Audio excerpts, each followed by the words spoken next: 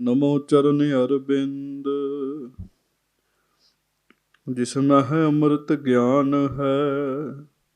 माणक भगत बैराग श्री गुरु ग्रंथ साहिब उदद बंदों कर अनुराग।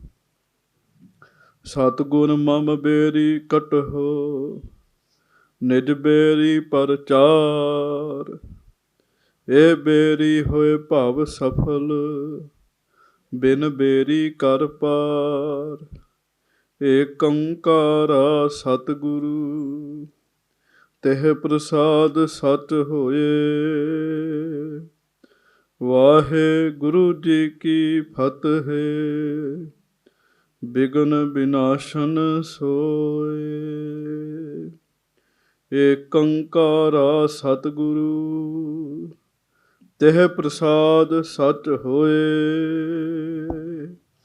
ਵਾਹਿਗੁਰੂ ਜੀ ਕੀ ਫਤਿਹ। ਬਿਗਨ ਬਿਨਾਸ਼ਨ ਸੋਏ। ਜੇ ਅਤ ਲੋਭੀ ਧਨ ਕੇ ਹੇਤ ਕਰਹਿ ਕੀਰਤਨ ਮਨ ਨਹਿ ਦੇਤ। ਉਚਰਨ ਕਥਾ ਅਪਰ ਸ਼ੁਭ ਕਰਮ ਕਰਹਿ ਦਰਬ ਹਿਤ ਜਾਏ ਨਾ ਭਰਮ। ਜੇ ਅਤ ਲੋਭੀ ਧਨ ਕੇ ਹੇਤ।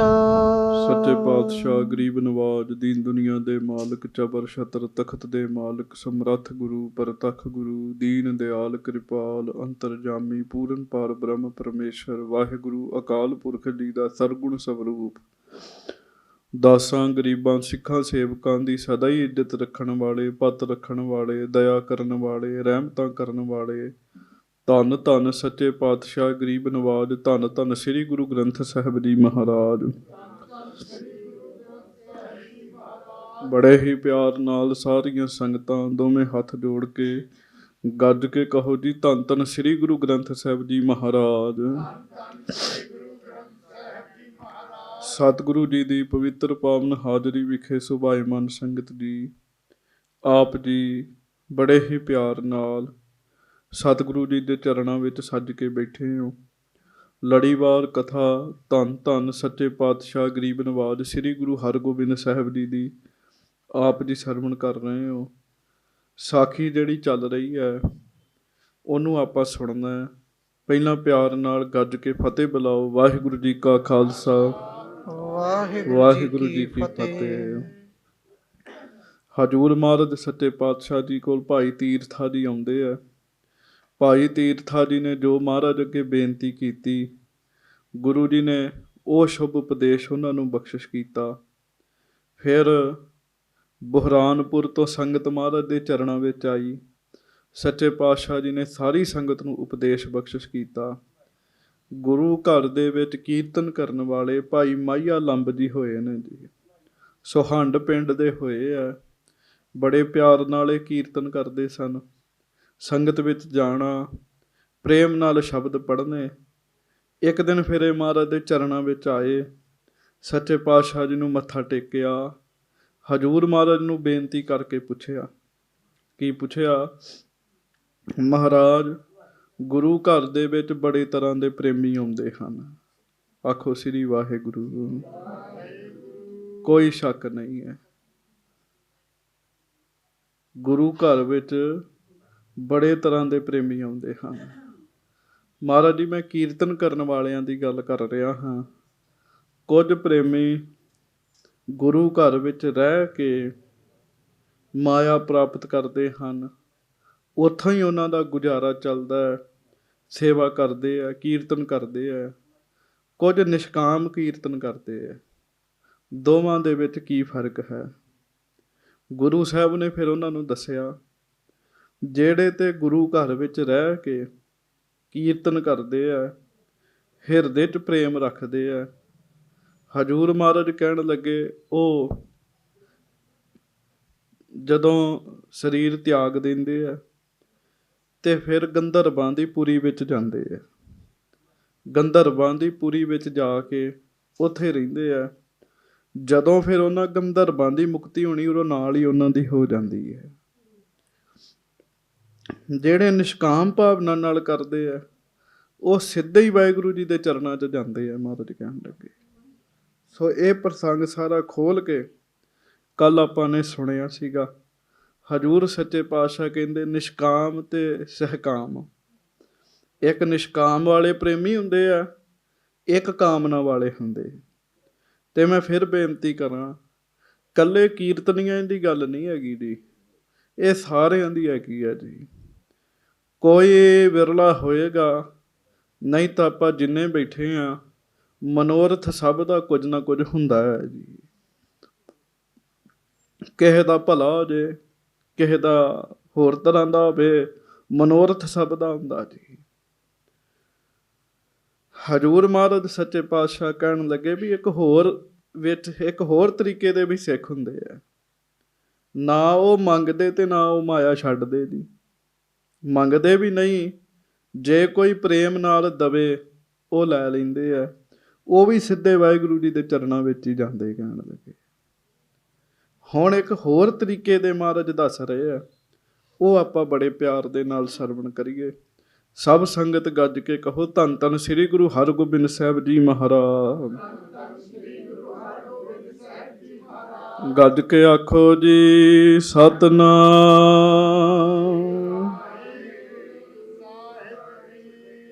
ਹਾਂਜੀ। ਜੇ ਅਤ ਲੋਭੀ ਧਨ ਕੇ ਹੇਤ। ਮਹਾਰਾਜ ਕਹਿਣ ਲੱਗੇ ਜਿਹੜਾ ਅੱਤ ਦਾ ਲੋਭੀ ਹੋਵੇ ਜੀ, ਬਹੁਤ ਉਹਨੂੰ ਲਾਲਚ ਹੋਵੇ, ਤੇ ਮਾਇਆ ਵਾਸਤੇ ਹੀ ਉਹ ਕੀਰਤਨ ਕਰਦਾ ਹੋਵੇ ਜੀ, ਉਂਝ ਨਾ ਕੀਰਤਨ ਕਰਦਾ ਹੋਵੇ। ਹਾਂਜੀ। ਕਰਹਿ ਕੀਰਤਨ ਮਨ ਨਹਿ ਦੇਤ। ਕੀਰਤਨ ਤੇ ਕਰੇਗਾ ਧਨ ਵਾਸਤੇ, ਪਰ ਉਹਦੇ ਮਨ ਦਾ ਕੀਰਤਨ ਨਾਲ ਕੋਈ ਸੰਬੰਧ ਨਹੀਂ ਹੁੰਦਾ ਜੀ। ਹੁਣ ਵੇਖੋ ਨਾ ਜੀ, ਅਵਸਥਾ ਕੋਈ ਨਹੀਂ ਬਣੀ ਤੇ ਸ਼ਬਦ ਉਹ ਪੜ੍ਹਦਾ ਜੀ, ਮੈਂ ਨੀਰ ਵਹਿ ਚੱਲੈ ਜੀਓ। ਹਾਂਜੀ। ਮਿਲ ਮੇਰੇ ਪ੍ਰੀਤਮਾ ਜੀਓ, ਤੁਧ ਬਿਨ ਖਰੀ ਨਿਮਾਣੀ, ਮੈਂ ਨੈਣੀ ਨੀਂਦ ਨਾ ਆਵੈ ਜੀਓ, ਭਾਵੈ ਅੰਨ ਨਾ ਪਾਣੀ। ਅਵਸਥਾ ਹੋਵੇ ਨਾ, ਇੱਛਾ ਵੀ ਨਾ ਹੋਵੇ ਵੀ ਇਹ ਅਵਸਥਾ ਬਣੇ, ਬਸ ਮਾਇਆ ਵਾਸਤੇ ਕੀਰਤਨ ਕਰਦਾ ਹੋਵੇ ਜੀ, ਮਾਇਆ ਵਾਸਤੇ ਜੀ। ਆਖੋ ਸ੍ਰੀ ਵਾਹਿਗੁਰੂ। ਮਾਇਆ ਵਾਸਤੇ ਹੀ ਮਹਾਰਾਜ ਕਹਿੰਦੇ ਕੀਰਤਨ ਕਰਦਾ ਹੋਵੇ। ਹਾਂਜੀ। ਉਚਰਨ ਕਥਾ ਅਪਰ ਸ਼ੁਭ ਕਰਮ। ਇਸੇ ਤਰ੍ਹਾਂ ਕਥਾ ਵਾਲਿਆਂ ਦੀ ਵੀ ਗੱਲ ਹੈਗੀ ਹੈ। ਮਹਾਰਾਜ ਕਹਿੰਦੇ ਕਥਾ ਕਰਦਾ ਹੋਵੇ ਸਿਰਫ ਮਾਇਆ ਵਾਸਤੇ ਜੀ। ਜਿਹੜੇ ਚੰਗੇ ਕੰਮ ਕਰਨੇ ਆ, ਉਹ ਵੀ ਧਨ ਪ੍ਰਾਪਤ ਕਰਨ ਦੀ ਕਰਦਾ ਹੋਵੇ। ਹਾਂਜੀ। ਕਰਹਿ ਦਰਬ ਹਿਤ ਜਾਏ ਨਾ ਭਰਮ। ਭਾਵੇਂ ਕੋਈ ਕੀਰਤਨ ਕਰ ਰਿਹਾ, ਭਾਵੇਂ ਕੋਈ ਕਥਾ ਕਰ ਰਿਹਾ, ਜਾਂ ਹੋਰ ਵੀ ਸ਼ੁਭ ਕੰਮ ਕਰ ਰਿਹਾ। ਕਥਾ ਕੀਰਤਨ ਕਰਨਾ ਸ਼ੁਭ ਕੰਮ ਹੈ, ਹੋਰ ਵੀ ਕਰਮ ਬੜੇ ਸ਼ੁਭ ਹੈਗੇ ਆ। ਸਿਰਫ ਮਾਇਆ ਵਾਸਤੇ ਹੀ ਕਰਦਾ, ਪੈਸੇ ਲੈਣ ਲਈ ਕਰਦਾ। ਮਹਾਰਾਜ ਕਹਿਣ ਲੱਗੇ ਤੇ ਹੁੰਦਾ ਕੀ ਹੈ, ਜਾਏ ਨਾ ਭਰਮ। ਆਖੋ ਸ੍ਰੀ ਵਾਹਿਗੁਰੂ। ਮਹਾਰਾਜ ਕਹਿੰਦੇ ਭਰਮ ਨਹੀਂ ਉਹਦੇ ਮਨ ਚੋਂ ਦੂਰ ਹੁੰਦੇ ਹੈ, ਭੰਬਲ ਭੂਸਿਆਂ 'ਚ ਫਸਿਆ ਹੀ ਰਹਿੰਦਾ। ਸੱਚੇ ਪਾਤਸ਼ਾਹ ਕਹਿੰਦੇ। ਹਾਂਜੀ। ਇਹਾ ਪਦਾਰਥ ਚਾਹੇ ਸੋ ਪਾਵੈ। ਬਾਣੀ ਦਾ ਤੇ ਪ੍ਰਤਾਪ ਵਰਤੇਗਾ ਜੀ। ਗੁਰੂ ਹਰਗੋਬਿੰਦ ਸਾਹਿਬ ਕਹਿੰਦੇ ਗੁਰੂ ਦੀ ਬਾਣੀ ਪੜ੍ਹੇਗਾ, ਜੋ ਪਦਾਰਥ ਉਹ ਚਾਹੇਗਾ ਉਹ ਪਦਾਰਥ ਉਹਨੂੰ ਮਿਲ ਜਾਇਆ ਕਰੇਗਾ। ਬਾਣੀ ਦਾ ਪ੍ਰਤਾਪ ਵਰਤੇਗਾ। ਹਾਂਜੀ। ਧਨ ਹਿਤ ਸੰਗਤ ਮਿਲਿਓ ਰਹਾਵੈ। ਤੇ ਮਹਾਰਾਜ ਕਹਿਣ ਲੱਗੇ ਸਿਰਫ ਮਾਇਆ ਕਰਕੇ ਹੀ ਸੰਗਤ ਵਿੱਚ ਮਿਲਦਾ ਹੋਵੇ ਜੀ। ਹਾਂਜੀ। ਵੀ ਸੰਗਤ ਵਿੱਚ ਨਾ ਗਏ ਤੇ ਗੁਜ਼ਾਰਾ ਨਹੀਂ ਹੋਣਾ ਜੀ। ਆਖੋ ਸ੍ਰੀ ਵਾਹਿਗੁਰੂ। ਮੈਂ ਇੱਕ ਗੁਰੂ ਕੇ ਕੀਰਤਨੀਏ ਨੂੰ ਸੁਣ ਰਿਹਾ ਸਾਂ, ਉਹ ਬਚਨ ਕਰ ਰਹੇ ਸੀ। ਕਹਿੰਦੇ ਸੰਗਤ ਜੀ ਹੁਣ ਸਾਨੂੰ ਮਾਇਆ ਦੀ ਲੋੜ ਨਹੀਂ ਹੈਗੀ, ਅਸੀਂ ਰੱਜ ਗਏ। ਕਹਿਣ ਲੱਗੇ ਕੋਈ ਵਿਰਲਾ ਭਾਗਾਂ ਵਾਲਾ ਹੋਏਗਾ ਜੀ। ਕਹਿੰਦੇ ਅਸੀਂ ਰੱਜ ਗਏ ਹਾਂ, ਤੇ ਨਾਲ ਕਹਿਣ ਲੱਗੇ ਸਾਰੀ ਉਮਰ ਜੇ ਬੰਦਾ ਕੀਰਤਨ ਕਰਕੇ ਨਹੀਂ ਰੱਜਿਆ ਤੇ ਰੱਜਣਾ ਕਦੀ ਵੀ ਨਹੀਂ। ਫਿਰ ਉਹਨੇ ਕਹਿਣ ਲੱਗੇ ਕਦੀ ਵੀ ਨਹੀਂ ਰੱਜਣਾ। ਹਾਂਜੀ। ਸੱਚੇ ਪਾਤਸ਼ਾਹ ਜੀ ਦੀ ਮਿਹਰ ਕਿਰਪਾ ਵਰਤਦੀ ਹੈ। ਮਹਾਰਾਜ ਗਰੀਬ ਨਵਾਜ ਸੱਚੇ ਪਾਤਸ਼ਾਹ ਧੰਨ ਗੁਰੂ ਹਰਗੋਬਿੰਦ ਸਾਹਿਬ ਕਹਿਣ ਲੱਗੇ, ਸਿਰਫ ਮਾਇਆ ਕਰਕੇ ਸੰਗਤ ਵਿੱਚ ਮਿਲ ਕੇ ਰਹਿੰਦਾ ਜੀ। ਹਾਂਜੀ, ਮਰੈ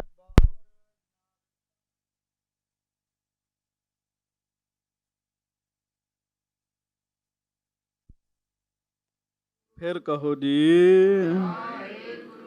ਸੱਚੇ ਪਾਤਸ਼ਾਹ ਕਹਿਣ ਲੱਗੇ, ਐਸੇ ਪੁਰਸ਼ ਜਦੋਂ ਸਰੀਰ ਛੱਡ ਦੇਣਗੇ, ਕਿਉਂਕਿ ਬਾਣੀ ਦਾ ਕੀਰਤਨ ਕੀਤਾ ਭਾਵੇਂ ਮਾਇਆ ਕਰਕੇ ਹੀ ਕੀਤਾ ਜੀ।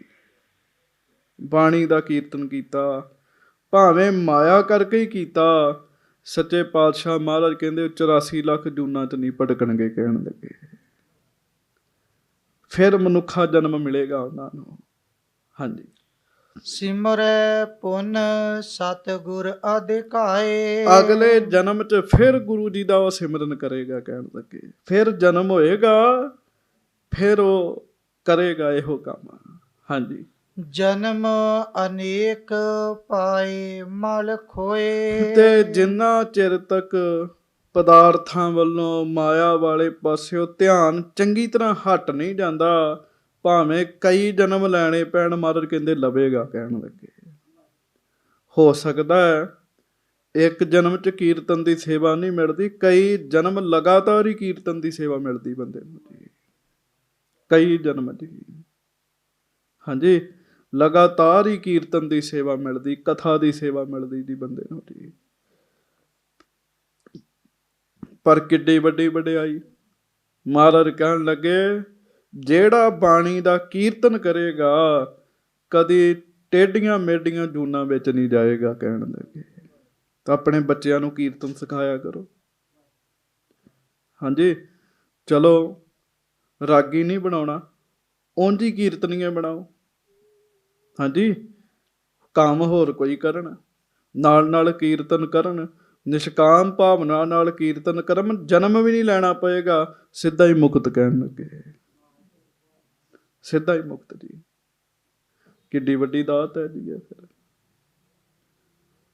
ਹਜ਼ੂਰ ਮਹਾਰਾਜ ਗਰੀਬ ਨਵਾਜ ਸੱਚੇ ਪਾਤਸ਼ਾਹ ਕਹਿੰਦੇ ਆ, ਕਹਿਣ ਲੱਗੇ ਫਿਰ ਅਨੇਕ ਜਨਮ ਲੈ ਕੇ ਜਿਹੜਾ ਮਾਇਆ ਵਾਸਤੇ ਕਰਦਾ ਕੀਰਤਨ, ਅਨੇਕ ਜਨਮ ਲੈਣੇ ਪੈਣਗੇ। ਹਾਂਜੀ, ਲਹੈ ਮੋਖ ਨਿਸ਼ਕਾਮੀ ਹੋਏ। ਤੇ ਫਿਰ ਸਹਿਜੇ ਸਹਿਜੇ ਅਵਸਥਾ ਬਣੇਗੀ, ਨਿਸ਼ਕਾਮੀ ਹੋ ਜਾਏਗਾ ਤੇ ਮੁਕਤ ਹੋ ਜਾਏਗਾ। ਕਹਿਣ ਲੱਗੇ ਸਹਿਜੇ ਸਹਿਜੇ ਪਰ।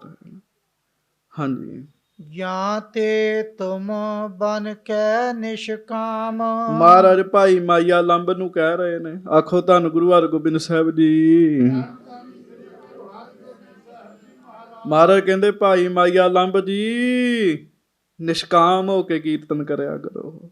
ਹਾਂਜੀ, ਕੀਰਤਨ ਕਰਹੁ ਭਜਹੁ ਸਤਨਾਮ। ਨਾਲੇ ਕਰਿਆ ਕਰੋ ਕੀਰਤਨ ਤੇ ਨਾਲੇ ਜਪਿਆ ਕਰੋ ਸਤਨਾਮ ਸ੍ਰੀ। ਅਭਿਆਸ ਜ਼ਰੂਰੀ ਹੈ, ਭਜਨ ਜ਼ਰੂਰੀ ਹੈ, ਨਿਤਨੇਮ ਜ਼ਰੂਰੀ ਹੈ। ਹਾਂਜੀ, ਸੁਨ ਉਪਦੇਸ਼ ਹਿਰਦੇ ਮਹਿ ਧਾਰਾ। ਇਹ ਉਪਦੇਸ਼ ਸੁਣ ਕੇ ਭਾਈ ਮਾਹੀਆ ਲੰਬ ਜੀ ਨੇ ਗੁਰੂ ਜੀ ਦੇ ਬਚਨ ਆਪਣੇ ਹਿਰਦੇ 'ਚ ਹੀ ਵਸਾ ਲਏ ਜੀ। ਹਿਰਦੇ 'ਚ ਵਸਾ ਲਏ। ਜਨਮ ਮਰਨ ਕੋ ਕਸ਼ਟ ਨਿਵਾਰਾ। ਤੇ ਲਓ ਜੀ, ਨਿਸ਼ਕਾਮ ਕੀਰਤਨ ਕਰਨਾ ਸ਼ੁਰੂ ਕੀਤਾ ਜੀ। ਜੇ ਕਿਸੇ ਨੇ ਮਾਇਆ ਦੇਣੀ ਲੈ ਲੈਣੀ, ਪਰ ਮੂੰਹੋਂ ਨਹੀਂ ਮੰਗਣੀ ਜੀ। ਨਿਸ਼ਕਾਮ ਕੀਰਤਨ ਕੀਤਾ, ਪਿੱਛੇ ਇੱਛਾ ਨਹੀਂ ਰੱਖੀ ਜੀ।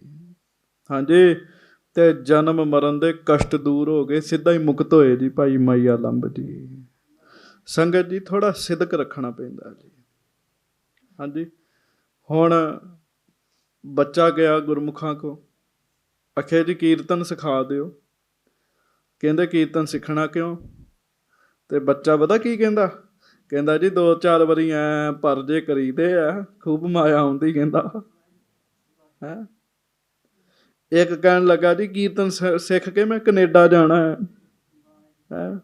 ਉਹ ਕਹਿੰਦੇ ਕਨੇਡਾ ਵਾਲੇ ਅੱਗੇ ਹੀ ਬੜੇ ਹੈਗੇ, ਤੂੰ ਕੋਈ ਹੋਰ ਕੰਮ ਕਰ ਲਾ। ਕਹਿੰਦੇ ਹੈ ਕੀਰਤਨੀਆਂ ਕੀਰਤਨ ਕਰੇ, ਸੰਗਤ ਜੀ ਕਥਾ ਵਾਲਾ ਕਥਾ ਕਰੇ, ਸੰਗਤਾਂ ਦੇ ਹਿਰਦੇ ਸ਼ਾਂਤ ਹੋਣ ਜੀ, ਮਨ ਉੱਤੇ ਸ਼ੁਭ ਅਸਰ ਪਵੇ। ਹਾਂਜੀ, ਮੇਰਾ ਟਾਈਮ ਹੀ ਨਾ ਪਾਸ ਕਰੇ ਮੇਰੇ ਵਰਗਾ ਜੀ। ਹਿਰਦੇ ਸ਼ਾਂਤ ਹੋਣ, ਸੰਗਤਾਂ ਦੇ ਹਿਰਦੇ ਸ਼ਾਂਤ ਹੋਣ। ਬਾਬਾ ਜੀ, ਬਾਬਾ ਆਨੰਦ ਸਿੰਘ ਜੀ, ਉਹਨਾਂ ਕੋਲ ਇੱਕ ਰਾਗੀ ਆਇਆ, ਹਉਮੈ ਸੀ ਕੀਰਤਨ ਦੀ, ਪੈਸੇ ਲੈ ਕੇ ਕੀਰਤਨ ਕਰਦਾ ਸੀ। ਚਲੋ ਮਹਾਂਪੁਰਖਾਂ ਕੋਲ ਪੈਸੇ ਤਾਂ ਨਹੀਂ ਮੰਗੇ, ਪਰ ਉਹ ਕਹਿਣ ਲੱਗਾ ਜੀ ਕਿਹੜੀ ਆਈਟਮ ਪੇਸ਼ ਕਰਾਂ, ਕੀਰਤਨ ਨੂੰ ਕਹਿੰਦਾ। ਉਹ ਕਹਿੰਦੇ ਜੋ ਸੁਣਾਉਣਾ ਸੁਣਾ ਦੇ। ਥੋੜੇ ਸਮੇਂ ਬਾਅਦ ਜੀ ਨਹੀਂ ਜੀ ਨਹੀਂ, ਕੀ ਸੁਣਾਵਾਂ, ਕਿਹੜੀ ਆਈਟਮ ਸੁਣਾਵਾਂ। ਉਹ ਕਹਿਣ ਲੱਗੇ ਫਿਰ ਮਾਰੂਗਾ। ਮਾਰੂ ਬੈਰਾਗ ਦਾ ਰਾਗ ਹੁੰਦਾ, ਜੇ ਤੂੰ ਰਾਗ ਹੀ ਗਾਉਣਾ ਤੇ ਮਾਰੂਗਾ, ਪੱਥਰਾਂ ਨੂੰ ਵੀ ਰਵਾ ਦੇ। ਕਹਿਣ ਲੱਗੇ ਪੱਥਰ ਵੀ ਤਾਂ ਜੂਣੀ ਹੈ, ਕਈ ਕੋਟ ਪਾਥਰ ਬਿਰਖ ਨਿਪ ਜਾਏ। ਗੱਲ ਨਹੀਂ ਬਣੀ, ਅੰਦਰ ਹਉਮੈ ਸੀਗੀ ਜੀ। ਬਾਬਾ ਸੁਜਾਨ ਸਿੰਘ ਲਾਗੇ ਬੈਠੇ, ਕਹਿੰਦੇ ਸੁਜਾਨ ਸਿਆ ਕਰ ਕੀਰਤਨ, ਸਾਰੀ ਸੰਗਤ ਨੂੰ ਗੁਰੂ ਨਾਨਕ ਦੇ ਦਰਸ਼ਨ ਹੀ ਕਰਾ ਦੇ। ਬਾਬਾ ਸੁਜਾਨ ਸਿੰਘ ਹੋਣਾ ਕੀਰਤਨ ਕੀਤਾ। ਸੰਗਤ ਜੀ ਜਦੋਂ ਕੀਰਤਨ ਕੀਤਾ, ਜਿੰਨੇ ਬੈਠੇ ਸੀ ਸਾਰੇ ਗੁਰੂ ਨਾਨਕ ਸਾਹਿਬ ਦੇ ਰੰਗ 'ਚ ਰੰਗੇ ਗਏ ਜੀ। ਕੀਰਤਨੀਆਂ ਕੀਰਤਨ ਕਰੇ, ਕਿਰਪਾ ਕਿਉਂ ਨਾ ਵਰਤੇ, ਅੰਦਰ ਸ਼ਾਂਤ ਕਿਉਂ ਨਾ ਹੋਵੇ। ਤੇ ਮਾਫ ਕਰਿਓ, ਮੈਂ ਆਪਣੇ ਸਮੇਤ ਗੱਲ ਕਰਦਾ। ਛੋਟਾ ਵੀ ਸ਼ਬਦ ਪੜ੍ਹਨਾ ਹੋਵੇ, ਮੋਬਾਈਲ ਤੋਂ ਵੇਖ ਕੇ ਪੜ੍ਹਨ। ਯਾਦ ਨਹੀਂ ਕਰਦੇ ਤੇ ਕੀ ਹੁੰਦਾ, ਜਦੋਂ ਯਾਦ ਹੀ ਨਹੀਂ ਕੀਤੀ, ਬਾਣੀ ਅੰਦਰ ਹੀ ਨਹੀਂ ਗਈ, ਤੇ ਅੰਦਰੋਂ ਨਿਕਲੇਗਾ ਕੀ ਜੀ। ਟਕਸਾਲ ਦੇ ਵਿੱਚ ਰਾਗੀ ਸਿੰਘਾਂ ਨੂੰ 15-15-100 ਸ਼ਬਦ ਜ਼ੁਬਾਨੀ ਯਾਦ ਹੁੰਦੇ ਸੀਗੇ, ਫਿਰ ਬਾਹਰ ਕੀਰਤਨ ਕਰਨ ਭੇਜਦੇ ਹੁੰਦੇ ਸੀਗੇ ਜੀ। ਬੜਾ ਬੜਾ ਵੱਡਾ ਜੀਵਨ ਸੀ ਕੀਰਤਨੀਆਂ ਦਾ।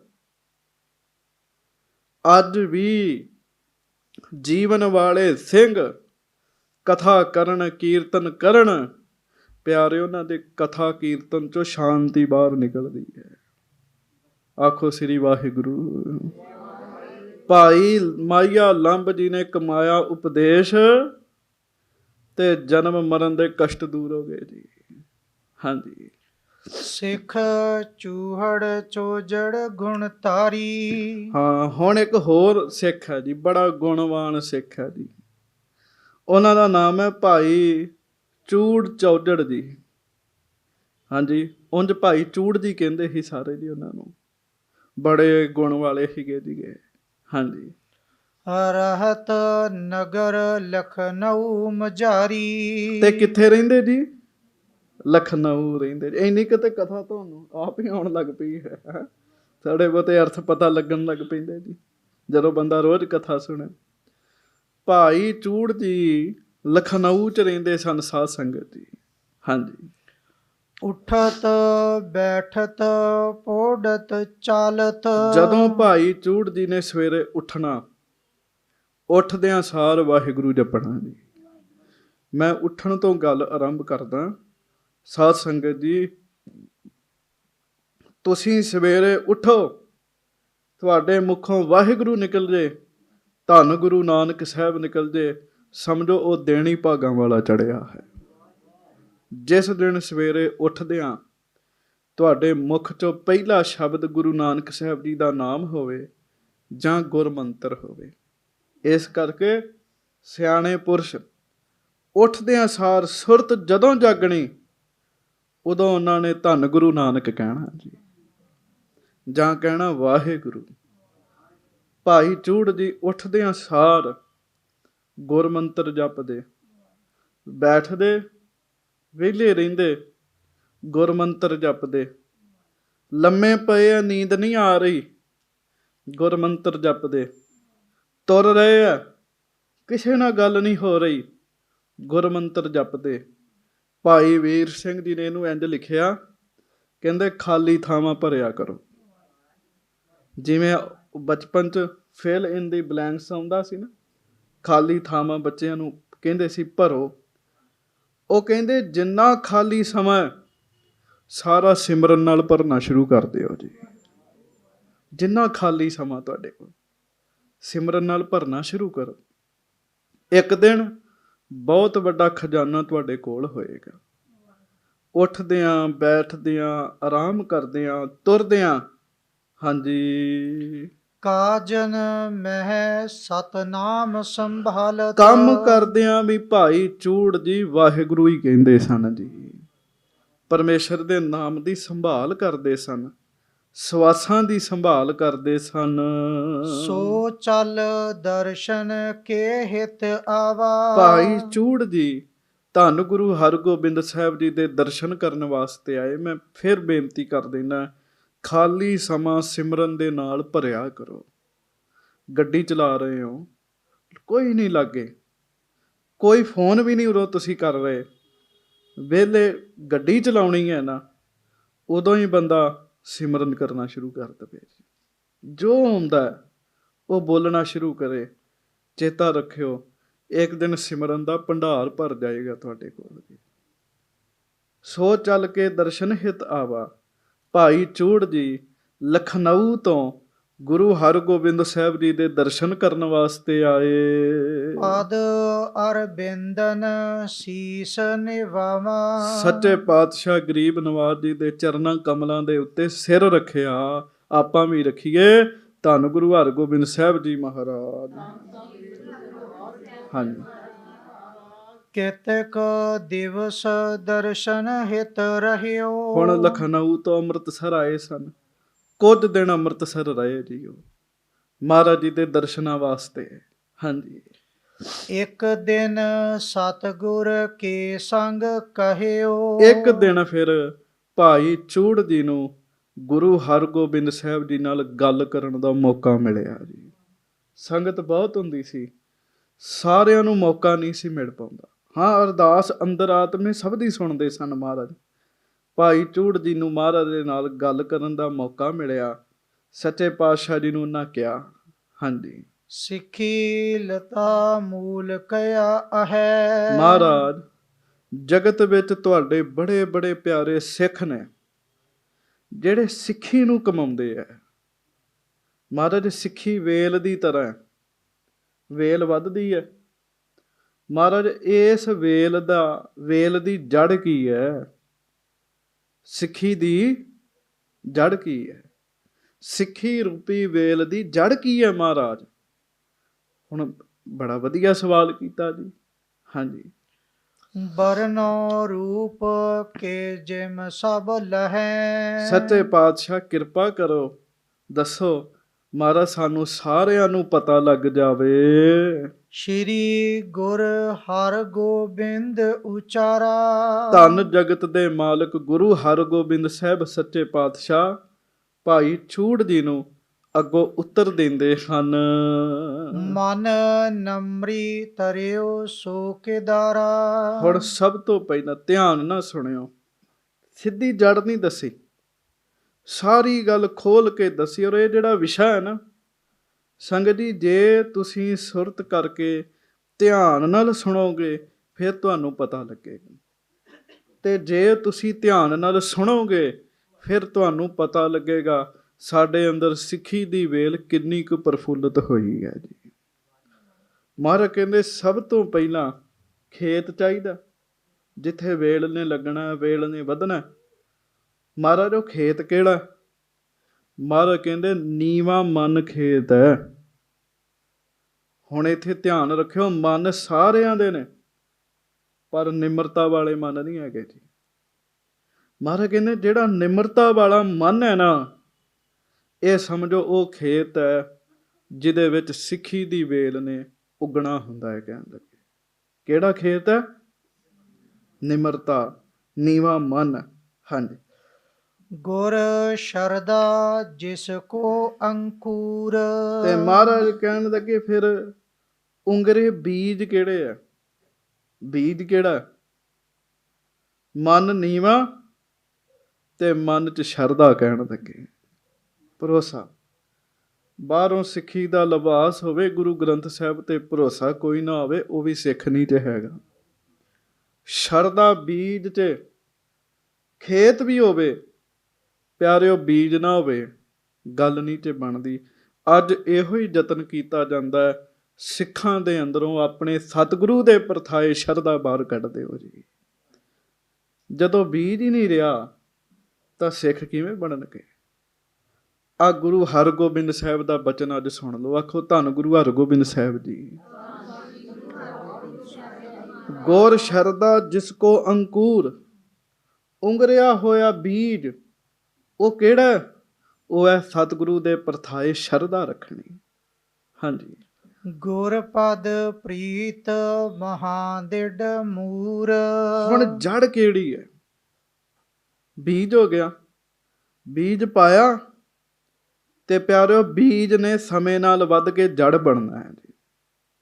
ਗੱਲ ਤੇ ਬੀਜ ਦੀ ਹੈ। ਸਭ ਤੋਂ ਪਹਿਲਾਂ ਬੀਜ ਹੁੰਦਾ, ਬੀਜ ਹੈ ਸਤਿਗੁਰੂ ਜੀ ਤੇ ਸ਼ਰਧਾ। ਗੁਰੂ ਹਰਗੋਬਿੰਦ ਸਾਹਿਬ ਕਹਿੰਦੇ ਫਿਰ ਜੜ ਬਣਦੀ ਹੈ। ਤੇ ਜੜ ਕੀ ਹੈ? ਗੁਰੂ ਸਾਹਿਬ ਉੱਤੇ ਪੱਕਾ ਭਰੋਸਾ ਵੱਜ ਜਾਣਾ ਜੀ। ਇਹ ਜੜ ਵੱਜਦੀ ਹੈ। ਤੁਸੀਂ ਵੇਖਿਆ ਹੋਏਗਾ ਜਿਹੜੇ ਛੋਟੇ ਛੋਟੇ ਪੌਦੇ ਹੁੰਦੇ ਆ ਉਹਨਾਂ ਦੀਆਂ ਛੋਟੀਆਂ ਜੜ੍ਹਾਂ ਹੁੰਦੀਆਂ, ਜਿਹੜੇ ਵੱਡੇ ਹੁੰਦੇ ਆ ਉਹਨਾਂ ਦੀਆਂ ਵੱਡੀਆਂ ਵੱਡੀਆਂ ਜੜ੍ਹਾਂ ਹੁੰਦੀਆਂ। ਸਮਾਂ ਲੱਗਦਾ ਨਾ, ਜਿਉਂ ਜਿਉਂ ਸਮਾਂ ਲੱਗੀ ਜਾਂਦਾ ਤਿਉਂ ਤਿਉਂ ਜੜ ਵੀ ਵੱਡੀ ਹੋਈ ਜਾਂਦੀ ਹੈ। ਕਈ ਵਾਰੀ ਜੜ ਇੰਨੀ ਵੱਡੀ ਹੁੰਦੀ ਹੈ ਸਾਰੇ ਖੇਤ 'ਚ ਥੱਲੇ ਫੈਲੀ ਹੁੰਦੀ ਹੈ ਜੀ। ਮਹਾਰਾਜ ਕਹਿਣ ਲੱਗੇ ਜਿਹੜੀ ਸਤਿਗੁਰੂ ਤੇ ਸ਼ਰਧਾ ਭਰੋਸਾ ਨਾ, ਭਰੋਸਾ ਦ੍ਰਿੜ ਭਰੋਸਾ, ਉਹ ਸਿੱਖੀ ਦੀ ਵੇਲ ਦੀ ਜੜ ਹੈ। ਪਿਆਰਿਓ ਤੁਸੀਂ ਥੋੜ੍ਹੇ ਦਿਨ ਪਹਿਲਾਂ ਭਾਈ ਸਤੀ ਦਾਸ ਜੀ, ਭਾਈ ਮਤੀ ਦਾਸ ਜੀ, ਭਾਈ ਦਿਆਲਾ ਜੀ, ਉਹਨਾਂ ਦਾ ਜੀਵਨ ਸੁਣਿਆ। ਉਹ ਕੀ ਹੈ? ਉਹ ਸਤਿਗੁਰੂ ਜੀ ਦੇ ਉੱਤੇ ਪੂਰਨ ਜਿਹਨੂੰ ਆਪਾਂ ਪੂਰਾ ਕਹਿੰਦੇ, ਪੂਰਾ ਭਰੋਸਾ ਹੈ। ਉਹ ਸਿੱਖੀ ਦੀ ਵੇਲ ਪ੍ਰਫੁੱਲਤ ਹੈ। ਜੜ ਹੋਏਗੀ ਤਾਂ ਅੱਗੇ ਸਾਰਾ ਕੁਝ ਹੋਏਗਾ ਨਾ। ਹਾਂਜੀ। ਸਤ ਸੰਗਤ ਸੋ ਕਰਨ ਮੇਲ। ਮਹਾਰਾਜ ਫਿਰ ਇਹ ਵੇਲ ਵੱਧਦੀ ਕਿਵੇਂ ਹੈ? ਹਾਂਜੀ। ਇਹ ਬਰਤਨ ਹੈ ਸਿੱਖੀ ਵੇਲ। ਹਜੂਰ ਮਹਾਰਾਜ ਕਹਿੰਦੇ ਰੋਜ਼ ਸੰਗਤ ਵਿੱਚ ਜਾਣਾ, ਹਰ ਰੋਜ਼ ਜਾਣਾ, ਸੰਗਤ ਨਾਲ ਮਿਲਾਪ ਕਰਨਾ, ਇਹਦੇ ਨਾਲ ਸਿੱਖੀ ਦੀ ਵੇਲ 'ਚ ਵਾਧਾ ਪੈਂਦਾ ਹੈ। ਵਾਧਾ ਪੈਂਦਾ। ਚੇਤਾ ਰੱਖਿਓ, ਸ਼ਰਧਾ ਦਾ ਬੀਜ ਸਾਡੇ ਅੰਦਰ ਹੋਵੇ ਤੇ ਨਾਲ ਹੌਲੀ ਹੌਲੀ ਉਹ ਬੀਜ ਸ਼ਰਧਾ ਵਿਸ਼ਵਾਸ ਦਾ ਰੂਪ ਧਾਰਨ ਕਰੇਗੀ, ਉਹ ਜੜ ਬਣੇਗੀ। ਉਹ ਵੇਲ ਵਧਣੀ ਕਿਵੇਂ ਆ? ਜੇ ਰੋਜ਼ ਤੁਸੀਂ ਗੁਰੂ ਜੀ ਦੇ ਚਰਨਾਂ ਵਿੱਚ ਆਓਗੇ। ਵੱਡੇ ਵੱਡੇ ਕੀਰਤਨ ਦਰਬਾਰ ਹੁੰਦੇ ਆ, ਹੋਣੇ ਚਾਹੀਦੇ ਆ, ਪਰ ਜਿਹੜਾ ਅਸਰ ਪੈਂਦਾ ਹੈ ਨਾ ਉਹ ਹਰ ਰੋਜ਼ ਦੀ ਸੰਗਤ ਦਾ ਪੈਣਾ ਹੈ। ਹਾਂਜੀ। ਸੰਤਨ ਕੀ ਸੇਵਾ ਸ਼ੁਭ ਕਰਨੀ। ਹੁਣ ਉਹਦੇ ਤੋਂ ਬਾਅਦ ਅਗਲਾ ਕੰਮ ਮਹਾਰਾਜ ਕਹਿੰਦੇ ਜਿਹੜੀ ਸੇਵਾ ਕਰਨੀ ਹੈ ਸੰਤਾਂ ਦੀ, ਗੁਰਸਿੱਖਾਂ ਦੀ, ਨਾਮ ਜਪਣ ਵਾਲਿਆਂ ਦੀ, ਸਗਰੀ ਲਗਰੈ ਛੂਟਨ ਬਰਨੀ। ਉਹ ਸਮਝੋ ਇਸ ਤਰ੍ਹਾਂ ਹੈ ਜਿਵੇਂ ਲਗਰਾਂ ਬਾਹਰ ਨੂੰ ਨਿਕਲ ਰਹੀਆਂ ਨੇ। ਕਹਿਣ ਲੱਗੇ ਲਗਰਾਂ ਨਿਕਲਦੀਆਂ ਨਾ, ਮਹਾਰਾਜ ਕਹਿੰਦੇ ਸਮਝੋ ਲਗਰਾਂ ਬਾਹਰ ਨਿਕਲ ਰਹੀਆਂ ਨੇ। ਹਾਂਜੀ। ਗੁਣ ਗਨ ਕੋ ਤਰਨੋ ਦਲ ਹਰੇ। ਫਿਰ ਸਹਿਜੇ ਸਹਿਜੇ ਵੇਲ ਬਣਦੀ ਨਾ, ਸਹਿਜੇ ਸਹਿਜੇ ਲਗਰਾਂ ਬਾਹਰ ਨਿਕਲਦੀਆਂ, ਫਿਰ ਉਹਨੂੰ ਹਰੇ ਹਰੇ ਪੱਤੇ ਲੱਗਦੇ ਆ। ਮਹਾਰਾਜ ਕਹਿਣ ਲੱਗੇ ਫਿਰ ਚੰਗੇ ਗੁਣ ਅੰਦਰ ਆਉਣੇ, ਸਮਝੋ ਹਰੇ ਪੱਤੇ ਨਿਕਲਣ ਲੱਗ ਪਏ ਜੀ।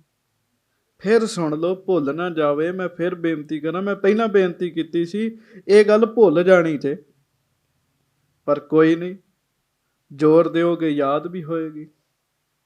ਸਿੱਖੀ ਦੀ ਵੇਲ ਵਾਸਤੇ ਧਰਤੀ ਕਿਹੜੀ ਚਾਹੀਦੀ ਹੈ? ਨਿਮਰਤਾ, ਨੀਵਾਂ ਮਨ, ਮਨ 'ਚ ਹੈਂਕੜ ਹੋਵੇ, ਕਦੀ ਵੀ ਸਿੱਖੀ ਦੀ ਵੇਲ ਨਹੀਂ ਉਹਦੇ 'ਚ ਲੱਗੇਗੀ। ਨਿਮਰਤਾ। ਫਿਰ ਧਰਤੀ ਮਿਲ ਗਈ, ਬੀਜ ਚਾਹੀਦਾ। ਬੀਜ ਕਿਹੜਾ ਹੈ? ਸ਼ਰਧਾ ਦਾ। ਉਸ ਸ਼ਰਧਾ ਦੇ ਬੀਜ ਨੇ ਵਿਸਥਾਰ ਕਰਨਾ, ਜੜ ਬਣਨੀ ਹੈ। ਜੜ ਕਿਹੜੀ ਹੈ? ਪੂਰਾ ਭਰੋਸਾ, ਪੂਰਾ ਭਰੋਸਾ। ਉਹ ਪੱਕੀ ਜੜ ਹੈ, ਪੱਕੀ। ਇਹ ਵੇਲ ਫਿਰ ਵਧਣੀ ਕਿਵੇਂ ਸ਼ੁਰੂ ਹੁੰਦੀ ਹੈ? ਹਰ ਰੋਜ਼ ਸੰਗਤ ਕਰਨ ਨਾਲ ਇਹ ਵੇਲ ਵੱਧਦੀ ਹੈ। ਤੇ ਪਿਆਰਿਓ, ਲਗਰਾਂ ਕਿਵੇਂ ਬਾਹਰ ਆਉਂਦੀਆਂ ਨੇ? ਸੰਤਾਂ ਦੀ ਸੇਵਾ ਕਰਨ ਨਾਲ, ਸੰਗਤਾਂ ਦੀ ਸੇਵਾ ਕਰਨ ਦੇ ਨਾਲ। ਤੇ ਹਰੇ ਹਰੇ ਪੱਤੇ ਕਦੋਂ ਆਉਂਦੇ ਆ? ਜਦੋਂ ਚੰਗੇ ਗੁਣ ਆਉਂਦੇ ਹਨ। ਗੱਜ ਕੇ ਆਖੋ ਹਾਂਜੀ। ਦਿਨ ਪ੍ਰਤ ਘਨੇ ਹੋਣ ਅਨੁਸਰੈ। ਮਹਾਰਾਜ ਕਹਿੰਦੇ ਰੋਜ਼ ਸੰਗਤ ਨਾਲ ਮਿਲਾਪ ਕਰੀ ਜਾਵੇ, ਕਰੀ ਜਾਵੇ। ਫਿਰ ਕੀ ਹੁੰਦਾ? ਜਿਵੇਂ ਪੱਤੇ ਵੱਧਦੇ ਆ, ਉਵੇਂ ਅੰਦਰ ਸਿੱਖੀ ਦੀ ਵੇਲ ਵੱਧਦੀ ਹੈ। ਹਾਂਜੀ। ਕੀਰਤਨ ਕਰਨ ਕੇ ਸੁਨਬੋ ਕਰਨ। ਹੁਣ ਕੀਰਤਨ ਹਰ ਰੋਜ਼ ਕਰਨਾ, ਜਾਂ ਮੈਂ ਆਪਾਂ ਇਉਂ ਕਹੀਏ ਵੀ ਕੀਰਤਨ ਨੂੰ ਸੁਣਨਾ, ਉਹ ਕੀ ਹੈ? ਇਹੀ ਨੀਰ ਕੋ ਸਿੰਚਨ ਕਰਨ। ਮਹਾਰਾਜ ਕਹਿੰਦੇ ਉਹ ਇਸ ਤਰ੍ਹਾਂ ਜਿਵੇਂ ਪਾਣੀ ਪਾਈਦਾ ਹੈ ਜੀ। ਗੱਜ ਕੇ ਆਖੋ ਰੋਜ਼ ਕੀਰਤਨ ਸੁਣਨਾ ਇਸ ਤਰ੍ਹਾਂ ਹੈ ਜਿਵੇਂ ਸਿੱਖੀ ਦੀ ਵੇਲ ਨੂੰ ਪਾਣੀ ਪੈ ਰਿਹਾ ਹੈ। ਹਰ ਰੋਜ਼ ਕਥਾ ਸੁਣਨੀ ਉਹ ਇਸ ਤਰ੍ਹਾਂ ਹੈ ਜਿਵੇਂ ਸਿੱਖੀ ਦੀ ਵੇਲ ਨੂੰ ਪਾਣੀ ਪੈ ਰਿਹਾ ਹੈ।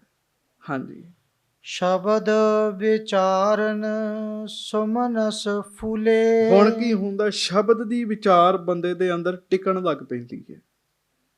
ਸ਼ਬਦ ਦੀ ਵਿਚਾਰ ਟਿਕਣ ਲੱਗ ਪੈਂਦੀ ਹੈ। ਬਾਣੀ ਦੇ ਅਰਥ ਪਤਾ ਲੱਗਣ ਲੱਗ ਪੈਂਦੇ ਆ। ਗੁਰੂ ਹਰਗੋਬਿੰਦ ਸਾਹਿਬ ਕਹਿੰਦੇ, ਮਹਾਰਾਜ ਕਹਿੰਦੇ, ਭਾਈ ਚੂੜ ਉਹ ਇਸ ਤਰ੍ਹਾਂ ਹੈ ਜਿਵੇਂ ਫੁੱਲ ਨਿਕਲਣੇ ਸ਼ੁਰੂ ਹੋ ਗਏ। ਹਾਂਜੀ। ਕੀਰਤਨ ਸਰਬ ਸੁਗੰਧ ਅਨਕੂਲੇ। ਫਿਰ ਸਹਿਜੇ ਸਹਿਜੇ ਕੀਰਤਨ ਕਿਉਂ? ਇੱਕ ਸਮਾਂ ਐਸਾ ਆਉਂਦਾ ਫਿਰ ਪਾਣੀ ਦੀ ਲੋੜ ਨਹੀਂ ਲੈਂਦੀ ਵੇਲ ਨੂੰ। ਪਰ ਮਹਾਰਾਜ ਕਹਿੰਦੇ ਕੀਰਤਨ ਬੰਦ ਨਹੀਂ ਕਰਨਾ। ਫਿਰ ਕੀਰਤਨ ਉਹ ਹੋਏਗਾ ਜਿਵੇਂ ਫੁੱਲ ਚੋਂ ਖੁਸ਼ਬੂ ਆਉਣ ਲੱਗ ਪਈ ਹੈ। ਹਾਂਜੀ। ਉਕਤ ਜੁਗਤ ਲਖਬੋ ਮਕਰੰਦ। ਮਹਾਰਾਜ ਕਹਿਣ ਲੱਗੇ ਫਿਰ ਜਿੰਨੀ ਤੈਨੂੰ ਜੁਗਤੀ ਦੱਸੀ ਹੈ, ਇਸ ਜੁਗਤੀ ਨੂੰ ਅਪਣਾਈ ਜਾਵੇ, ਅਪਣਾਈ ਜਾਵੇ। ਉਹਨਾਂ ਫੁੱਲਾਂ ਵਿੱਚ ਰਸ ਪੈਦਾ ਹੋਣਾ ਸ਼ੁਰੂ ਹੋ ਜਾਂਦਾ ਹੈ। ਜਿਹੜੇ ਸਿੱਖੀ ਦੀ ਵੇਲ ਨੂੰ ਫੁੱਲ ਲੱਗਾ, ਫੁੱਲ ਕਾਹਦਾ ਲੱਗਾ ਹੈ? ਗੱਜ ਕੇ ਆਖੋ ਸ਼ਬਦ ਦੀ ਵਿਚਾਰ ਦਾ ਫੁੱਲ ਲੱਗਾ ਹੈ। ਬਾਣੀ ਦੇ ਅਰਥ ਸਮਝਣ ਲੱਗ ਪਏ ਜੀ, ਸਮਝ ਆਉਣ ਲੱਗ ਪਈ। ਇਹ ਫੁੱਲ ਲੱਗ ਗਿਆ ਤੇ ਫੁੱਲ ਵਿੱਚ ਰਸ ਕਿਹਦਾ? ਸਾਧ ਸੰਗਤ ਜੀ, ਲਗਾਤਾਰ ਕੀਰਤਨ ਸੁਣਨਾ ਉਹ ਰਸ ਹੈ, ਉਹ ਸੁਗੰਧੀ ਹੈ। ਬਿਕਸਨ ਵਿਸ਼ੇ ਬੈਰਾਗ ਬਿਲੰਦ। ਫਿਰ ਫੁੱਲ ਪੂਰਾ ਖਿੜਦਾ। ਗੁਰੂ ਹਰਗੋਬਿੰਦ ਸਾਹਿਬ ਕਹਿੰਦੇ ਫੁੱਲ ਖਿੜਦਾ। ਉਹ ਫੁੱਲ ਖਿੜਨਾ ਕੀ ਹੁੰਦਾ? ਜਦੋਂ ਸਿੱਖ ਦਾ ਬੁਰਾ ਕੰਮ ਕਰਨ ਨੂੰ ਜੀ ਨਾ ਕਰੇ, ਸਮਝੋ ਫੁੱਲ ਖਿੜਨ ਲੱਗ ਪਿਆ ਹੈ। ਬੁਰਾ ਕੰਮ ਕਰਨ ਨੂੰ ਜੀ ਨਾ ਕਰੇ, ਮਨ ਬੁਰੇ ਪਾਸੇ ਜਾਵੇ ਹੀ ਨਾ, ਉਹ ਫੁੱਲ ਖਿੜਨ ਲੱਗ ਪਿਆ। ਬੜਾ ਲੰਮਾ ਸਮਾਂ ਹੋ ਗਿਆ ਸੰਗਤ ਕਰਦਿਆਂ।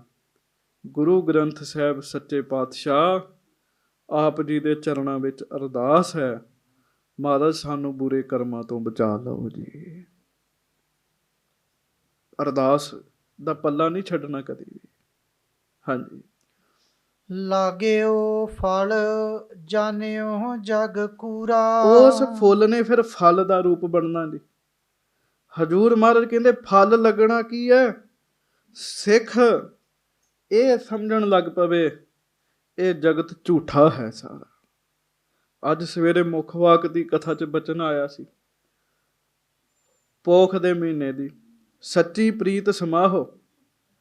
ਤੇ ਬੇਨਤੀ ਸਵੇਰੇ ਕੀਤੀ ਸੀ, ਇੱਕ ਪ੍ਰੀਤ ਸੱਚੀ ਹੁੰਦੀ ਹੈ, ਗੁਰਬਾਣੀ 'ਚ ਝੂਠੀ ਪ੍ਰੀਤ ਦਾ ਵੀ ਜ਼ਿਕਰ ਹੈ।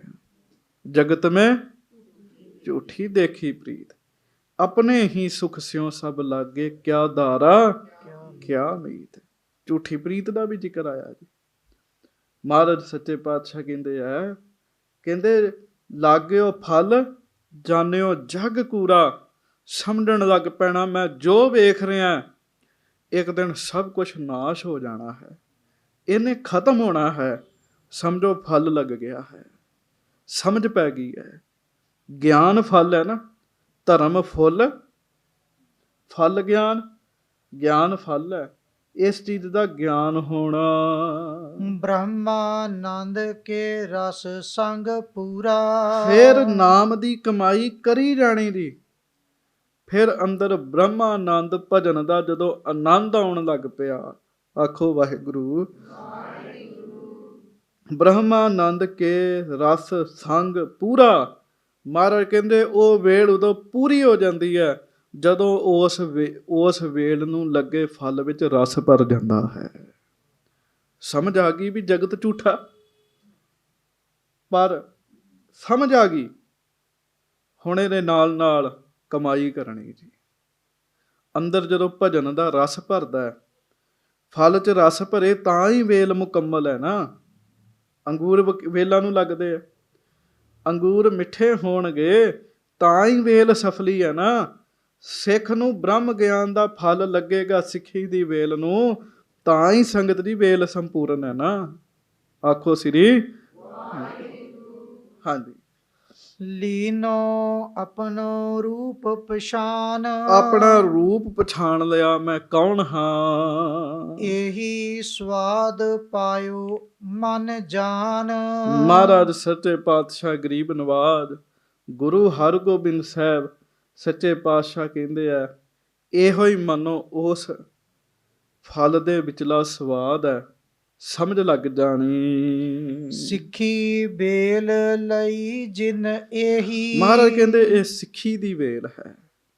ਜਿਸ ਸਿੱਖ ਨੇ ਇਸ ਸਿੱਖੀ ਦੀ ਵੇਲ ਦੀ ਕਮਾਈ ਕਰ ਲਈ, ਇਹੀ ਸਿੱਖ ਹੈ ਗੁਰੂ ਸਨੇਹੀ। ਮਹਾਰਾਜ ਕਹਿਣ ਲੱਗੇ ਅਸਲ ਸਿੱਖ ਹੀ ਉਹ ਹੈ, ਉਹੋ ਹੀ ਗੁਰੂ ਸਨੇਹੀ ਹੈ। ਹਾਂਜੀ। ਸੇ ਗੁਰਮੁਖ ਸੇ ਪਰ ਉਪਕਾਰੀ। ਉਹ ਸਿੱਖ ਗੁਰਮੁਖ ਨੇ, ਪਰ ਉਪਕਾਰੀ ਨੇ। ਉਹ ਦੂਜਿਆਂ ਦਾ ਵੀ ਭਲਾ ਕਰਦੇ। ਵੇਲ ਜਦੋਂ ਕਿਤੇ ਵੇਲ ਲੱਗਦੀ, ਵੇਲ ਆਪ ਥੋੜੀ ਫਲ ਸਕਦੀ ਹੈ ਜੀ, ਉਹ ਫਲ ਦੂਜਿਆਂ ਵਾਸਤੇ ਹੁੰਦੇ। ਮਹਾਰਾਜ ਕਹਿੰਦੇ ਫਿਰ ਉਹ ਗੁਰਮੁਖ ਜਦੋਂ ਪੂਰਾ ਤਿਆਰ ਹੁੰਦਾ, ਫਿਰ ਉਹ ਪਰਉਪਕਾਰ ਕਰਦਾ, ਉਹ ਫਲ ਦੂਜਿਆਂ ਵਾਸਤੇ ਹੁੰਦੇ ਹੈ। ਹਾਂਜੀ। ਸੇ ਗਿਆਨੀ ਸੇ ਭਗਤ ਵਿਚਾਰੀ। ਉਹ ਹੀ ਗਿਆਨੀ ਹਨ, ਉਹ ਹੀ ਭਗਤ ਹਨ ਜਿਹਨੂੰ ਇਹ ਵੇਲ ਲੱਗ ਗਈ ਜੀ। ਹੁਣ ਧਿਆਨ ਨਾਲ ਸੁਣਿਓ, ਫਿਰ ਇੱਕ ਵਾਰੀ ਦੁਹਰਾ ਲੈਂਦੇ ਆ। ਗੱਲ ਬਹੁਤ ਵਧੀਆ, ਪਰ ਪਕੜ 'ਚ ਛੇਤੀ ਨਹੀਂ ਆਉਂਦੀ ਜੀ। ਵੇਲ ਤੱਕ ਪਹੁੰਚਣਾ, ਵੇਲ ਵਾਸਤੇ ਧਰਤੀ ਵੀ ਚਾਹੀਦੀ ਹੈ, ਬੀਜ ਵੀ ਚਾਹੀਦਾ, ਜੜ ਵੀ ਚਾਹੀਦੀ ਹੈ, ਟਾਹਣੀਆਂ ਵੀ ਚਾਹੀਦੀਆਂ, ਪੱਤੇ ਵੀ ਚਾਹੀਦੇ ਹੈ, ਪਾਣੀ ਵੀ ਚਾਹੀਦਾ, ਫੁੱਲ ਵੀ ਚਾਹੀਦਾ, ਫੁੱਲ 'ਚ ਖੁਸ਼ਬੂ ਵੀ ਚਾਹੀਦੀ ਹੈ, ਫਲ ਵੀ ਚਾਹੀਦਾ, ਫਲ 'ਚ ਰਸ ਵੀ ਚਾਹੀਦਾ ਹੈ ਜੀ, ਤਾਂ ਵੇਲ ਸੰਪੂਰਨ ਹੈ। ਹੁਣ ਇਹ ਸਾਰੀ ਗੱਲ ਹੀ ਸਿੱਖ ਦਾ ਜੀਵਨ ਹੈ ਕੀਤੀ। ਹੁਣ ਆਪਾਂ ਵੇਖਣਾ ਇਹ ਵੇਲ ਆਪਣੇ ਅੰਦਰ ਕਿੰਨੀ ਕੁ ਪ੍ਰਫੁੱਲਤ ਹੈਗੀ ਹੈ ਜੀ। ਸ਼ੁਰੂ ਤੋਂ ਫਿਰ ਸ਼ੁਰੂ ਹੋ ਜਾਂਦੇ। ਸਭ ਤੋਂ ਪਹਿਲਾਂ ਜਗ੍ਹਾ ਚਾਹੀਦੀ। ਉਹ ਜਗ੍ਹਾ ਕਿਹੜੀ ਹੈ? ਨਿਮਰਤਾ ਵਾਲਾ ਮਨ। ਮਨ 'ਚ ਨਿਮਰਤਾ ਹੋਣੀ, ਇਹ ਜਗ੍ਹਾ ਹੈ। ਬੀਜ ਚਾਹੀਦਾ। ਬੀਜ ਕਿਹੜਾ? ਸ਼ਰਧਾ ਦਾ ਬੀਜ ਹੈ। ਉਸ ਬੀਜ ਤੋਂ ਜੜ ਬਣਦੀ ਹੈ। ਜੜ ਕਿਹੜੀ ਹੈ? ਪੂਰਾ ਭਰੋਸਾ। ਚੇਤਾ ਰੱਖੋ, ਭਰੋਸਾ ਟੁੱਟਦਾ ਵੀ ਥੇ, ਪਰ ਪੂਰਾ ਭਰੋਸਾ ਨਹੀਂ ਤੇ ਟੁੱਟਦਾ। ਪੂਰਾ ਭਰੋਸਾ। ਤੇ ਨਾਲ ਅਗਲੀ ਗੱਲ, ਉਹ ਫਿਰ ਵੱਧਦੀ ਕਿਵੇਂ ਹੈ? ਇਹ ਵੇਲ ਵੱਧਦੀ ਕਿਵੇਂ ਹੈ? ਸੰਗਤ ਨਾਲ ਮਿਲਾਪ ਕਰਨ ਨਾਲ। ਟਾਹਣੀਆਂ ਨਿਕਲਦੀਆਂ, ਉਹ ਕਿਵੇਂ ਨਿਕਲਦੀਆਂ? ਸੰਤਾਂ ਦੀ ਸੇਵਾ ਕਰਨ ਨਾਲ। ਫਿਰ ਪੱਤੇ ਨਿਕਲਦੇ ਆ, ਉਹ ਪੱਤੇ ਕੀ ਨੇ? ਗੁਣ ਨੇ। ਆਖੋ ਵਾਹਿਗੁਰੂ। ਸ਼ਰਧਾ ਹੈ, ਬੀਜ ਹੈ, ਸ਼ਰਧਾ ਹੈ, ਪਰ ਗੁਣ ਨਹੀਂ ਹੈਗੇ। ਸਮਝੋ ਅਜੇ ਇਹਦੀ ਵੇਲ ਨੂੰ ਪੱਤੇ ਨਹੀਂ ਲੱਗੇ। ਗੁਣ ਬਹੁਤ ਹੋਣੇ ਚਾਹੀਦੇ। ਮਹਾਰਾਜ ਕਹਿੰਦੇ ਉਹ ਪੱਤੇ ਸੰਘਣੇ ਹੋਈ ਜਾਂਦੇ, ਫਿਰ ਹੋਰ ਵੱਧਦੇ ਪੱਤੇ, ਹੋਰ ਵੱਧਦੇ ਆ, ਉਹਨਾਂ 'ਚ ਵਾਧਾ ਹੁੰਦਾ ਹੈ। ਪਾਣੀ ਕਾਹਦਾ ਪਾਉਣਾ ਹੈ? ਕੀਰਤਨ ਸੁਣਨ ਦਾ ਪਾਣੀ ਪਾਉਣਾ ਹੈ, ਕਰਨ ਦਾ ਤੇ ਸੁਣਨ ਦਾ ਇਹ ਪਾਣੀ ਪੈਂਦਾ ਹੈ। ਫਿਰ ਸਾਧ ਸੰਗਤ ਜੀ ਫੁੱਲ ਨਿਕਲਦੇ ਆ। ਆਖੋ ਵਾਹਿਗੁਰੂ। ਉਹ ਫੁੱਲ ਕਿਹੜੇ ਹਨ? ਸ਼ਬਦ ਦੀ ਵਿਚਾਰ ਫੁੱਲ ਹੈ। ਉਹਦੇ ਵਿੱਚ ਸੁਗੰਧੀ ਕੀ ਹੈ? ਲਗਾਤਾਰ ਕੀਰਤੀ ਕਰਨੀ, ਨਿਤਨੇਮ ਕਰਨਾ, ਕੀਰਤੀ ਕਰਨੀ, ਉਹ ਸੁਗੰਧੀ ਹੈ। ਮਕਰੰਦ ਰਸ ਭਰਿਆ ਜਾਂਦਾ ਹੈ। ਕਾਹਦਾ? ਜਦੋਂ ਵਿਸ਼ੇ ਵਿਕਾਰਾਂ ਤੋਂ ਮਨ ਉਪਰਾਮ ਹੁੰਦਾ ਹੈ। ਤੇ ਫਲ ਕਾਹਦਾ ਲੱਗਦਾ? ਗਿਆਨ ਦਾ। ਇਹ ਸਮਝ ਲੱਗ ਜਾਣੀ ਜਗਤ ਝੂਠਾ ਹੈ, ਬ੍ਰਹਮਾਨੰਦ ਦਾ, ਪਰਮੇਸ਼ਰ ਦੇ ਨਾਮ ਦੇ ਰਸ ਦਾ ਜਿਹੜਾ ਸਵਾਦ ਹੈ, ਉਹ ਮਾਨੋ ਉਸ ਫਲ ਦੇ ਵਿੱਚ ਰਸ ਭਰਿਆ ਗਿਆ ਹੈ। ਹੁਣ ਇਹ ਵੇਲ ਮਹਾਰਾਜ ਕਿਰਪਾ ਕਰਨ, ਅਰਦਾਸ ਕਰੋ ਗੁਰੂ ਹਰਗੋਬਿੰਦ ਸਾਹਿਬ ਜੀ ਨੂੰ, ਮਹਾਰਾਜ ਤੁਸੀਂ ਭਾਈ ਚੂੜ ਜੀ ਨੂੰ ਵੇਲ ਦੱਸੀ ਹੈ, ਸਾਡੇ ਤੇ ਮਿਹਰ ਕਰੋ, ਸਿੱਖੀ ਦੀ ਵੇਲ ਸਾਡੇ ਅੰਦਰ ਲੱਗੇ ਮਹਾਰਾਜ, ਅੰਦਰ ਸਿੱਖੀ ਦੀ ਵੇਲ ਵਧੇ। ਸਤਿਗੁਰੂ ਆਪ ਕਿਰਪਾ ਕਰੋ। ਮਹਾਰਾਜ ਕਹਿੰਦੇ ਜਦੋਂ ਇਹ ਵੇਲ ਪੂਰੀ ਹੋ ਜਾਂਦੀ ਹੈ, ਉਹ ਸਿੱਖ ਪਰਉਪਕਾਰੀ ਬਣ ਜਾਂਦਾ ਹੈ, ਉਹ ਸਿੱਖ ਗਿਆਨੀ ਬਣਦਾ ਹੈ, ਉਹ ਸਿੱਖ ਭਗਤ ਬਣਦਾ ਹੈ। ਸੇ ਜਗ ਕੇ ਸਿਰ ਮੋਰ ਉਧਾਰਾ। ਆਖੋ ਸ੍ਰੀ ਵਾਹਿਗੁਰੂ। ਗੁਰੂ ਹਰਗੋਬਿੰਦ ਸਾਹਿਬ ਕਹਿੰਦੇ ਭਾਈ ਚੂੜ ਜਿਹਨੇ ਸਿੱਖੀ ਦੀ ਵੇਲ ਨੂੰ ਸਾਂਭ ਲਿਆ, ਉਹ ਜਗਤ ਵਿੱਚ ਸਿਰਮੌਰ ਹੁੰਦੇ ਹੈ। ਬਾਬਾ ਦੀਪ ਸਿੰਘ ਜੀ ਤੇ ਸਿੱਖੀ ਦੀ ਵੇਲ ਲੱਗੀ ਸੀ ਕਿ ਨਹੀਂ ਸੀ ਲੱਗੀ ਜੀ? ਲੱਗੀ ਸੀ ਨਾ। ਉਹ ਜਗਤ ਦੇ ਸਿਰਮੌਰ ਬਣੇ ਜੀ, ਪੂਜਾ ਹੁੰਦੀ ਦਿਨ ਰਾਤ ਜੀ। ਹਾਂਜੀ। ਜੀਤ ਗਇਓ ਸੋ ਕਬਹੁ ਨ ਹਾਰਾ। ਮਹਾਰਾਜ ਕਹਿੰਦੇ ਫਿਰ ਉਹ ਜਿੱਤਦਾ ਹੈ, ਉਹ ਕਦੀ ਹਾਰਦਾ ਨਹੀਂ। ਬਾਬਾ ਜੀ ਜਿੱਤੇ ਕਿ ਨਹੀਂ ਜਿੱਤੇ ਜੀ? ਉਹ ਹਾਰਦਾ ਨਹੀਂ, ਮਹਾਰਾਜ ਕਹਿਣ ਲੱਗੇ। ਹਾਂਜੀ। ਸੁਣ ਚੂਹੜ ਸਤਿਗੁਰ ਕੇ ਬੈਣ। ਭਾਈ ਚੂੜ ਜੀ ਨੇ ਹਜੂਰ ਗੁਰੂ ਹਰਗੋਬਿੰਦ ਸਾਹਿਬ ਸੱਚੇ ਪਾਤਸ਼ਾਹ ਜੀ ਦੇ ਇਹ ਬਚਨ ਸੁਣੇ। ਗਇਓ ਸਰਾਹਤ ਆਪਣੇ ਐਨ। ਬੜੀ ਸ਼ਲਾਘਾ ਕੀਤੀ ਤੇ ਭਾਈ ਚੂੜ ਜੀ ਨੇ ਸਾਰੀ ਗੱਲ ਲਿਖ ਲਈ। ਕਿਉਂ ਭੁੱਲ ਜਾਂਦੀ ਨਾ? ਉਹਨਾਂ ਲਿਖ ਲਈ ਜੀ ਸਾਰੀ ਇਹ ਗੱਲ, ਲਿਖ ਕੇ ਤਾਰੀਫ ਕਰਦੇ ਹੋਏ ਗੁਰੂ ਸਾਹਿਬ ਦੀ ਆਪਣੇ ਘਰ ਨੂੰ ਚਲੇ ਗਏ। ਕਮਾਲ ਦੀ ਇਹ ਗੱਲ ਹੈ, ਇੱਕ ਭਾਈ ਚੂੜ ਜੀ ਦਾ ਸਵਾਲ ਕਿੰਨੇ ਗੁਰਸਿੱਖਾਂ ਦਾ ਭਲਾ ਹੋਇਆ ਜੀ, ਕਿੰਨੇ ਗੁਰਸਿੱਖਾਂ ਦਾ ਭਲਾ ਹੋਇਆ, ਕਿੰਨਿਆਂ ਨੂੰ ਪਤਾ ਲੱਗਾ। ਚੇਤਾ ਰੱਖਿਓ, ਸਿੱਖੀ ਦੀ ਵੇਲ ਦਾ ਬੀਜ ਉਂਗਰਿਆ ਹੋਇਆ ਬੀਜ। ਕਿਉਂ? ਵੇਲ ਉਂਗਰੇ ਬੀਜ ਤੋਂ ਲੱਗਦੀ ਹੈ। ਕਈ ਟਾਹਣੀ ਲਾ ਦਿਓ ਤਾਂ ਵੀ ਵੇਲ ਹੁੰਦੀ ਹੈ, ਬੜੇ ਤਰੀਕੇ ਨੇ। ਪਰ ਜਿਹੜਾ ਉਹਦਾ ਮੂਲ ਹੈ, ਉਹ ਹੈ ਗੁਰੂ ਸਾਹਿਬ ਤੇ ਸ਼ਰਧਾ। ਸ਼ਰਧਾ ਕੀ ਹੈ? ਸਾਡੇ ਸਤਿਗੁਰੂ ਪਰਮੇਸ਼ਰ ਹਨ, ਇਹ ਸ਼ਰਧਾ ਰੱਖਣੀ ਹੈ। ਆਓ ਪਿਆਰ ਨਾਲ ਪੰਕਤੀ ਪੜੋ। ਸਤਿਗੁਰ ਪਰਮੇਸ਼ਰ ਮੇਰਾ, ਸਤਿਗੁਰ ਪਰਮੇਸ਼ਰ ਮੇਰਾ,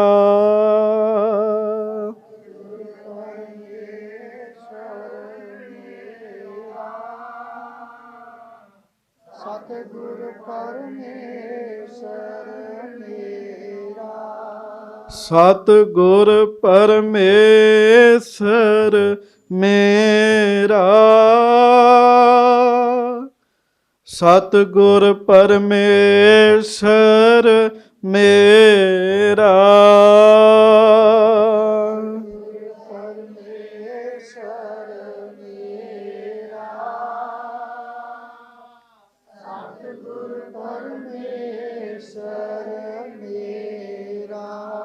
ਸਤਿਗੁਰ ਪਰਮੇਸ਼ਰ ਮੇਰਾ,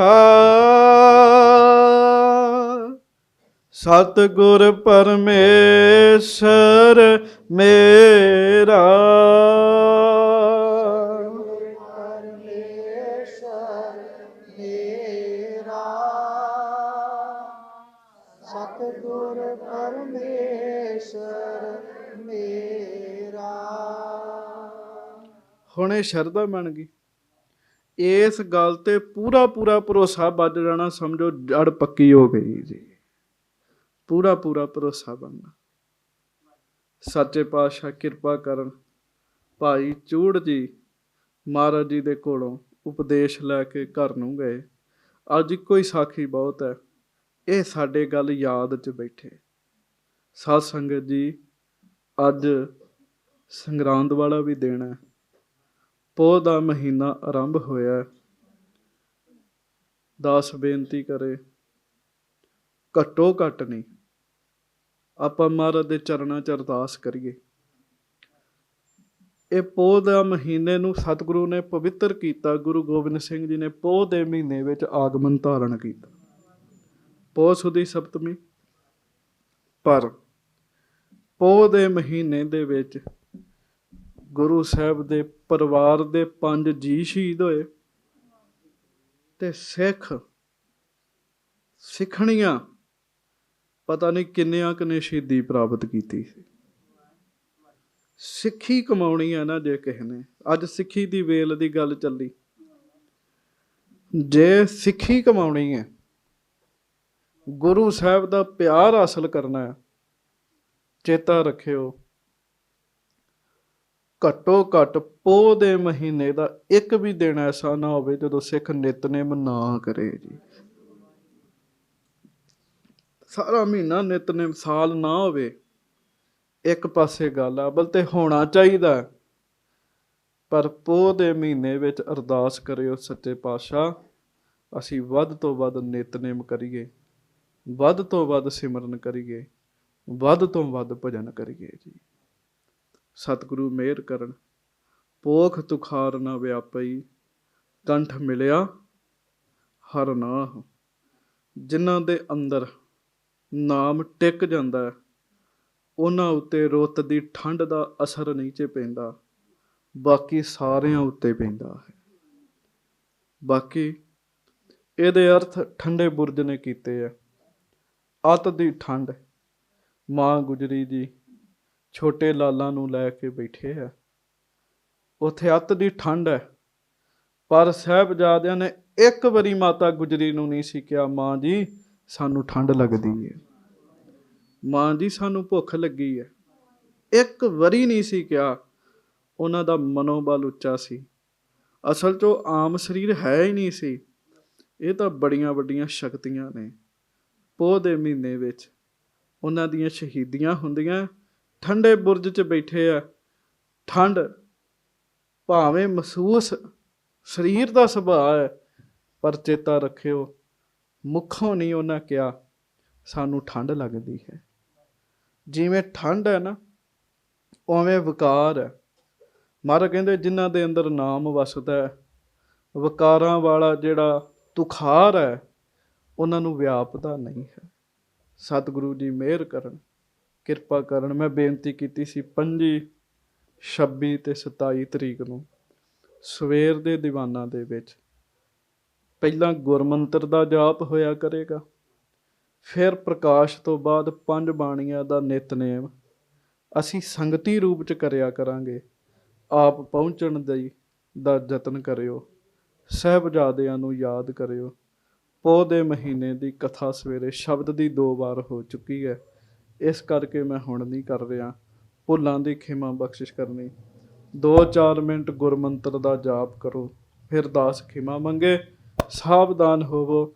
ਇਹ ਪੋਹ ਦਾ ਮਹੀਨਾ ਸਾਰਾ ਹੀ ਜੁੜਨ ਵਾਸਤੇ ਹੈ। ਜਿੰਨਾ ਜੁੜਿਆ ਜਾਵੇ ਓਨਾ ਹੀ ਭਲਾ ਹੈ। ਵਾਹਿਗੁਰੂ ਵਾਹਿਗੁਰੂ।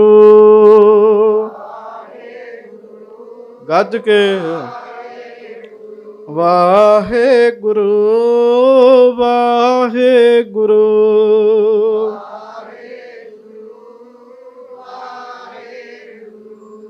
ਵਾਹਿਗੁਰੂ ਗੁਰੂ ਵਾਹਿਗੁਰੂ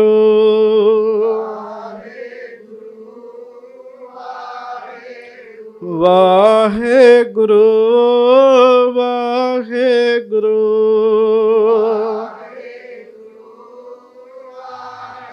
ਵਾਹਿਗੁਰੂ ਵਾਹਿਗੁਰੂ ਵਾਹਿਗੁਰੂ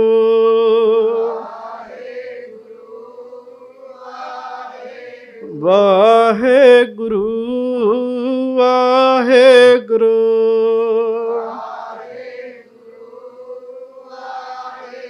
ਵਾਹਿਗੁਰੂ ਵਾਹਿਗੁਰੂ